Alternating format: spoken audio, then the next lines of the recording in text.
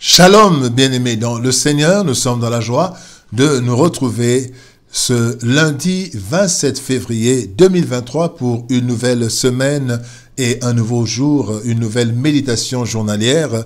Et nous vous saluons au nom de notre Seigneur et Sauveur Jésus-Christ. Cette semaine sera particulière parce que nous commençons au mois de février et nous allons la terminer au mois de mars. Le texte de ce jour se trouve dans Philippiens chapitre 4, verset 7. Il est écrit « Et la paix de Dieu qui surpasse toute intelligence gardera vos cœurs et vos pensées en Jésus-Christ. » Une paix inimaginable. Une paix inimaginable, tel est le thème de notre méditation de ce lundi 27 février 2023. Bien-aimés dans le Seigneur, la paix est la chose la plus recherchée de différentes manières. Elle est aussi la chose la plus difficile à trouver dans ce monde troublé par le péché et la méchanceté, alors que l'amour est en train de se refroidir de plus en plus. Où et quand, comment trouver la paix, la vraie paix? Bien, le texte de ce jour nous montre la voie de la vraie paix. Elle se trouve en Jésus-Christ seul, le prince de la paix. Le prince de la paix, selon Ésaïe, chapitre 9, verset 5. Il est celui qui est capable de nous accorder une paix que nous ne pouvons imaginer lorsque nous sommes en période troublée. Quelles leçons alors tirer de ce texte? Voyons cela en 4 points principaux. D'abord, parlons d'une paix inimaginable. Dans Jean chapitre 14, verset 27, la Bible dit « Je vous laisse la paix, je vous donne ma paix. Je vous donne pas comme le monde donne. Que votre cœur ne se trouble point et ne s'alarme point. » Bien-aimés dans le Seigneur, le monde parle de mission de paix, de règlement de conflits, etc. Cette paix est conditionnée et souvent périodique. Et voici ce qui en fait un produit difficile. D'abord, la paix des hommes, la paix dans le monde est donnée à des conditions difficiles. C'est de l'argent, c'est des biens, il y a plusieurs choses. La difficulté de la paix du monde particulièrement est qu'elle est inhérente aux autres personnes. Elle est inhérente aux autres personnes. Le tempérament, les choses des autres personnes viennent influencer. Et la troisième raison, c'est que la paix du monde, c'est une paix instable car elle est dépendante. Quand la paix dépend des êtres humains, elle est indépendante. Bien-aimés dans le Seigneur, la paix du Christ ne dépend que de lui-même, à l'opposé de la paix du monde. La paix du Christ ne dépend que de lui-même. Et comme créateur et concepteur de l'être humain, il est capable de nous procurer une paix que nous ne pouvons exprimer, que nous pouvons expliquer. Même, bien-aimés, avant que le problème soit réglé. Elle ne dépend que de sa main toute puissante et irrésistible, capable de toucher notre être intérieur. Une paix inimaginable. Le deuxième point, c'est des cœurs et pensées gardés.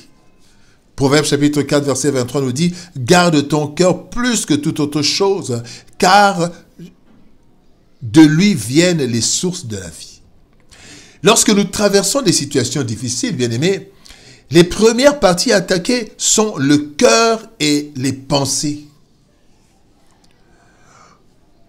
Nous sommes pourtant, bien-aimés, incapables de les préserver. Nous sommes incapables de les préserver, de préserver notre cœur, de préserver nos pensées. Jésus-Christ, lui, en est capable. Et quand nous lisons dans Exode chapitre 9, verset 26, Exode 9, 26, nous voyons que Goshen était une partie d'Égypte où les enfants d'Israël demeuraient. Et quand il y avait des catastrophes, des fléaux dans tout le pays, Goshen n'était pas atteint parce que l'Éternel était avec Goshen. Bien aimé, la troisième chose, c'est la vraie paix se trouve en Christ. Bien aimé, Dieu peut garder nos cœurs et nos pensées en paix même durant les tempêtes. Et donc la vraie paix se trouve en Christ. Matthieu 11, 29 dit « Prenez mon joug sur vous et recevez mes instructions, car je suis doux et humble de cœur et vous trouverez du repos pour vos âmes. » Bien-aimés dans le Seigneur, la vraie paix seule, Christ peut nous l'assurer, peut nous l'accorder. Cela pour plusieurs raisons, dont les plus importantes sont: il est le maître des temps et le maître des circonstances. Deuxième raison, c'est qu'il est celui qui fait tout en son temps. Il fait tout en son temps. Troisième, il est celui qui fait concourir toutes choses au bien de ceux qui l'aiment. Quatrième chose plutôt, il est celui qui est au-dessus de tout, même des lois de la nature. Il a marché sur les eaux, il a rendu une vierge. Et il y a plusieurs choses où nous voyons que Dieu est au-dessus même. C'est le seul qui est au-dessus des lois. Il est celui qui est au-dessus de tout, même de toute loi. Il est au-dessus.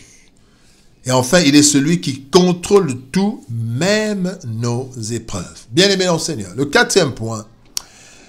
Comment trouver alors cette vraie paix? Philippiens chapitre 4, verset 6 nous dit « Ne vous inquiétez de rien, mais en toutes choses, faites connaître vos besoins à Dieu par des prières et des supplications avec des actions de grâce. » Bien-aimés, la paix est disponible. Encore faut-il la saisir. Pour cela, 3 attitudes primordiales. D'abord, il faut faire confiance totale à Dieu. C'est parfois ce qui nous manque. Faisons totalement confiance en Dieu. Deuxième attitude, nous devons être sincères dans nos prières adressées à Dieu. Soyons sincères. Quand nous sommes dans la tristesse, disons à notre Père, d'ailleurs qu'il le sait, mais exprimons ce que nous sommes, ce que nous avons, ce qui est en nous. La troisième attitude, c'est ne jamais oublier d'être reconnaissant. C'est la reconnaissance. Être reconnaissant envers Dieu pour tout ce qu'il a fait. Bien-aimés dans le Seigneur, quelle que soit la hauteur de nos problèmes, nous devons toujours compter sur Dieu, dont le secours est disponible en tout temps, ainsi qu'en tout lieu. Une paix inimaginable. Bien-aimé, la vraie paix ne se trouve qu'en Jésus-Christ, le maître des temps et des circonstances.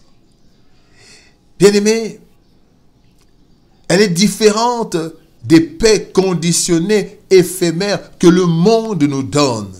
Difficilement d'ailleurs. Faisons-lui confiance en toutes choses et répandons nos cœurs devant lui. Il nous accordera une paix inimaginable, même avant de nous accorder la solution adéquate. La paix de Dieu, c'est ce dont nous avons besoin pour notre vie, notre épanouissement. Lorsque nous sommes troublés, allons auprès de celui qui nous a accordé la paix, la vraie paix, Jésus-Christ. Prions. Éternel Père de gloire, toi qui gardes nos cœurs et nos pensées en Jésus-Christ, nous voici devant toi, Seigneur ô éternel, afin que toi seul tu nous orientes en toutes choses. Que ta main puissante, éternelle de gloire agisse. Venons à toi, Seigneur ô éternel, te prier, afin que tu nous accordes la paix, même quand les choses ne sont pas rétablies, mais donne-nous la paix. Au nom de Jésus-Christ, notre Seigneur et Sauveur, nous avons ainsi prié. Amen. Bien-aimés dans le Seigneur, que Dieu nous bénisse.